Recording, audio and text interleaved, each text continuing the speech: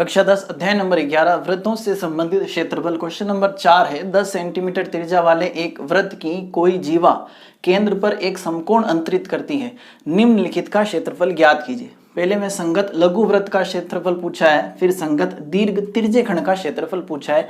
चित्र आपके सामने बना हुआ है। इसने कहा एक वृत्त है जिसकी त्रिज्या 10 सेंटीमीटर की है, मान लें ये 10 सेंटीमीटर की, और ये एक जीवा है। ये जीवा केंद्र के ऊपर 90 डिग्री का कोण बनाती है, यानी कि समकोण बनाती है।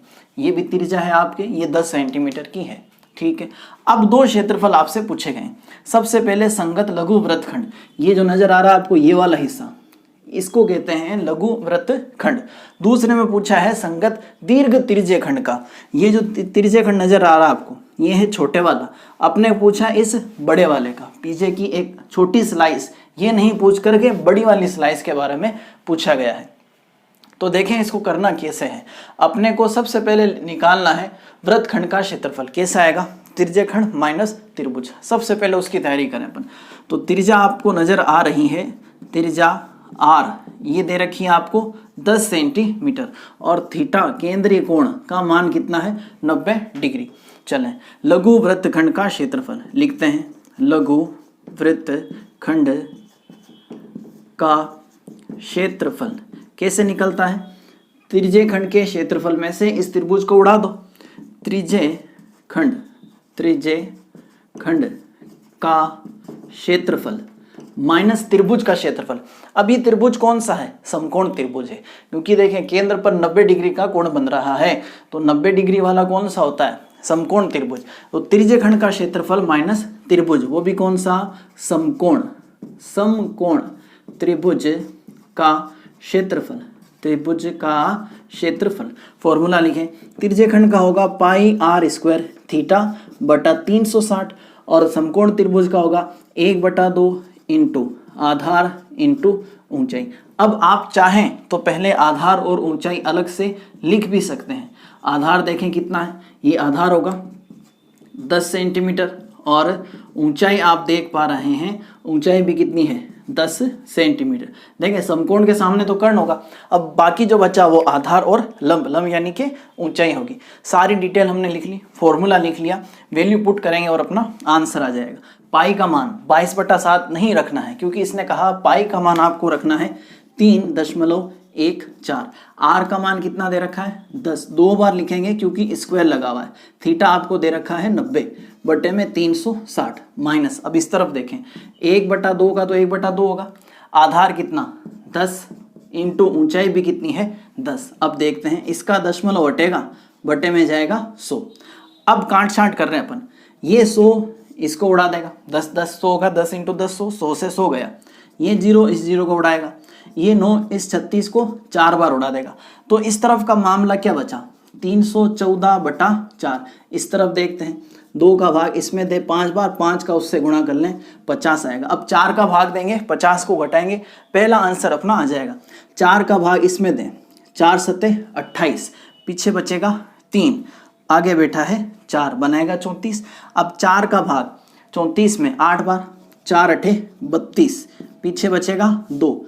अब भाग जाएगा नहीं, पॉइंट लगाएं, ये बनेगा 20। 4 का भाग कितनी बार? 20 बार, और माइनस 50। 78.5 में से 50 घटाएं तो बचेगा आपके 28.5 सेंटीमीटर स्क्वायर। ये जो क्षेत्रफल निकला है ये इस चीज का निकला है। ये आपको छायांकित भाग नजर आ रहा है, वृत्तखंड, इसका निकला है। तो पहला भाग कंप्लीट हो गया। अब देखते हैं दूसरा, संगत दीर्घ त्रिज्य खंड का क्षेत्रफल निकालना है अपने को। दीर्घ त्रिज्य खंड देखें, ये वाला जो त्रिज्य खंड है ना, ये वाला, ये लघु है, छोटा है, और एक उस तरफ देखें तो उस तरफ आपके बड़ा त्रिज्य खंड नजर आएगा, जिसके बारे में आपको पूछा जा रहा है। कोई दिक्कत नहीं है, त्रिज्य खंड का फॉर्मूला सेम रहेगा, लेकिन एक चीज बदलेगी, वो है केंद्र का कोण। छोटे वाले के लिए 90 है, अब ये वाला कितना होगा वो पता करना अपने को। देखें पूरा राउंड कितने का होता है? 360 का। 360 में से अगर ये 90 ले गया, 360 में से अगर ये 90 ले गया, तो फिर यहाँ से लेकर के यहाँ तक का कोण कितने डिग्री का होगा? 270। आपको इसका एरिया निकालना है तो इसका कोण भी पता होना चाहिए। इसका कोण कितना है? 270। दूसरा भाग करने जा रहे हैं। दूसरे में देखें आप, त्रिज्या वही काम आनी है। आर कितना रहेगा? 10 रहेगा, उसमें तो कोई दिक्कत है नहीं। अब थीटा देखें अपन, टोटल होता है 360, लघु वाले का है -90, पीछे बचेगा 270, वो होगा दीर्घ वाले के लिए। अब निकाल लें दीर्घ त्रिज्य खंड का क्षेत्रफल। दीर्घ त्रिज्य खंड का क्षेत्रफल फॉर्मूला क्या, पाई आर स्क्वायर थीटा बटे में 360। ये वाला और ये वाला फॉर्मूला तो सेम है, लेकिन यहाँ पर थीटा अलग है। यहाँ कितना रखना है थीटा आपको, 270। पाई का मान इसने कहा 3.14 रखो, रख लेंगे। आर वही 10 × 10, लेकिन थीटा आएगा 270 बटे में आएगा 360। इसका दशमलव हटाएंगे 100 आएगा, ये 100 इनको निपटा देगा, ये 0 इसको निपटा देगा। अब 9 का भाग इसमें जाएगा 3 बार, इसमें जाएगा 4 बार। अब जो बचा वो लिखता हूं मैं, 314 इधर बचा, इंटू में 3 इधर, बटेगा 4 इधर। अब 3 का गुणा करके 4 का भाग देंगे और अपना आंसर आ जाएगा। चलें 3 का 4 से 12, हासिल का 1, 3 एकम 3 और हासिल का 1, 4, 3 तिया 9, 942 बटा 4। अब 4 का भाग दे दें और आंसर आ जाएगा। 4 का भाग दें, 4 दूनी 8, पीछे बचेगा 1, आगे बैठा है 4, बनाएगा 14। 4 का भाग 3 बार, 4 तिरी 12, पीछे बचेगा 2, आगे बैठा है 2, बनाएगा 22। 4 का भाग 22 में, 4 पंजे 20, पीछे बचेगा 2। अब भाग जाएगा नहीं क्योंकि 4 से छोटी संख्या आ गई, दशमलव लगाएंगे 0 लगेगा, 20 बनेगा। 4 का भाग 20 में 5 बार, 235.5 सेंटीमीटर। तो ये था आपके क्वेश्चन नंबर 4, जिसमें 2 भाग हमने कवर किए हैं, संगत लघु वृत्त का निकाला और दीर्घ त्रिज्य खंड का।